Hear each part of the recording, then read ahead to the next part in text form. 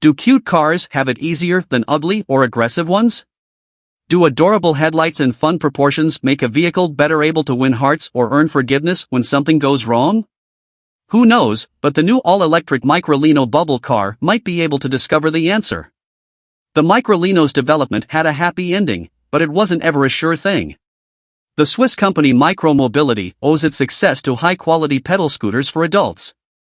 It showed the first designs for the Microlino in 2015, and then introduced a design study in 2016 at the Geneva Motor Show. An enormously positive response followed, and the company went to work on a production model.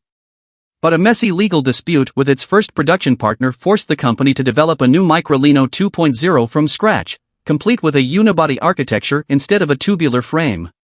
As if this troubled gestation weren't enough, well, we all know what happened in March of 2020.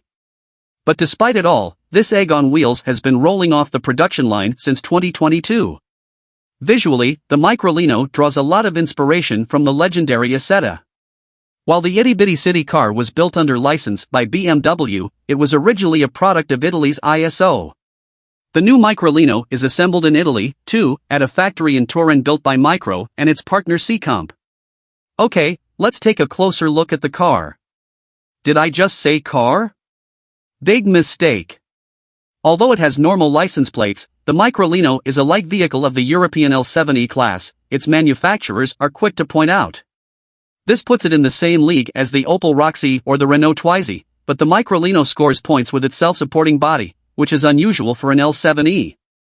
This provides more safety, but also pushes up the price, as we will see. An airbag is not mandatory, so the small sports steering wheel goes without. What stands out at first glance? The Microlino is very small, 8.3 feet long, 4.8 feet wide, 4.9 feet tall. An egg-shaped cube with a 56 mph top speed makes clear that this is a city car first. Highway? For 1 or 2 exits at the most. Incidentally, the Microlino stands on 13-inch wheels. I stand in front of the Microlino and ponder how the large refrigerator-style front door opens. There is no handle on the outside. Unlock with the key, then press a button under the left exterior mirror. As if by magic, the flip slides open. I crawl in and pull the loop inside, but don't slam the door shut, because it closes electrically via soft close. The bench seat can be moved fore and aft, but at 6 feet, 2 inches I sit well behind the wheel. It is a touch too high, since the manually adjustable exterior mirror in the headlight housing is not really in my field of vision. The wheel well nestles against my left leg, and the rotary knob for the automatic transmission is enthroned there on the driver's side. An armrest would be nice, but the handbrake lever is located there. I'm looking in vain for an interior mirror, although I'm probably not alone in this. The people behind the Microlino promise a remedy via suction cup. What about the space in general? Better than expected, 2 people can sit well on the bench, although it gets snug there. The Microlino is just narrow. Considering the size of the vehicle, the trunk is quite impressive, 8.1 cubic feet or 3 crates of water. Or a dog. And what else? A small display behind the steering wheel for battery level, speed, and recuperation. To the right are small, elongated touch displays for ventilation, heating of the rear window, and opening of the tailgate. Of course, there is no air conditioning, only the sliding side windows and a manually operated folding roof provide fresh air. And navigation is via smartphone. To be frank, it's quite refreshing in these days of screen orgies in electric SUVs weighing almost 3 tons.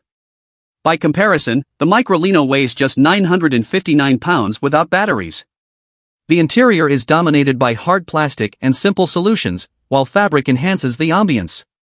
After the first few meters, a clear driving noise reaches my ears. It spontaneously reminds me of a streetcar. The Microlino isn't quiet, especially since its shape and size don't allow for much insulation.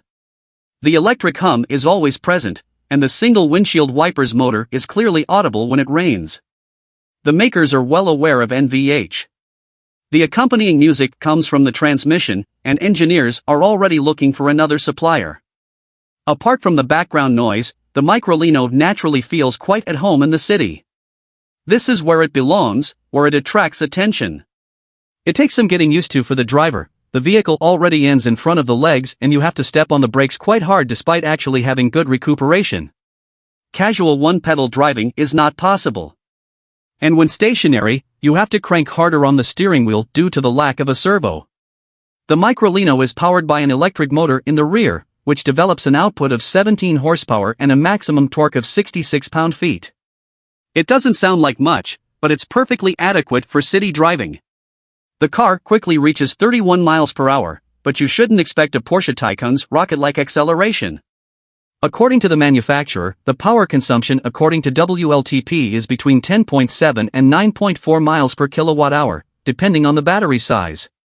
The Microlino is available with 3 lithium-ion pack options, 6 kilowatt-hours for a range of 56 miles in the basic version, 10.5 kilowatt-hours in the medium version for up to 110 miles and, as the largest solution, 14 kilowatt-hours for a maximum of 143 miles.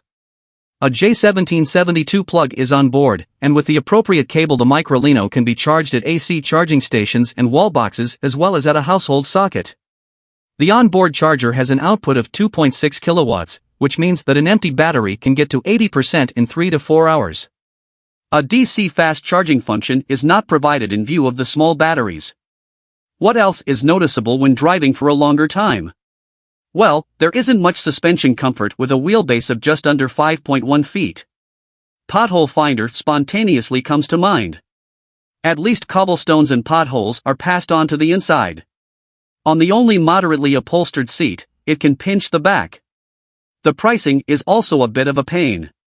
At the market launch in Germany, the lavishly equipped Pioneer Edition will initially be available in 400 units. It features LED headlights, an LED strip at the front and rear, and is available in Atlantis Blue or Torino Aluminum. Price, from $25,008 and available to order online. The entry-level urban model and the more colorful Dolce and Competizione variants will follow later. The urban, which will be the least expensive Microlino, will only have a 6.0 kilowatt-hour battery and a closed roof, but will still cost at least $19,497. The $21,701 Dolce edition will be available with all 3 battery variants, while the $23,906 Competizione can choose between the medium and large battery versions. The surcharge for the next largest battery is $1,653 in each case. Not exactly a bargain when you look at the more full-fledged Dacia Spring, with which you can also venture onto the highway from time to time. Minus all premiums, this one already starts at $17,634. And the small RE902 is already available from $15,430. The old Porsche motto, "Nobody needs it, everybody wants it," applies to the Microlino. It is certainly the king of the light vehicles in terms of design, but at a high price. Rationally speaking, a Dacia Spring is the better choice, but will it win you any sympathy? In the case of the Retrotastic Electric, the heart triumphs over the mind. The Microlino is probably too expensive as a city runabout for care and pizza services, but outside of it makes a perfect advertising vehicle. After all, it attracts plenty of glances. Anyone who has fallen in love might be well advised to wait. The Microlino will be successively optimized and perhaps even made cheaper as production increases. And globally? Europe is firmly in sight. But North America is still a hope rather than a guarantee. It will probably take a little longer due to other licensing regulations, according to reports.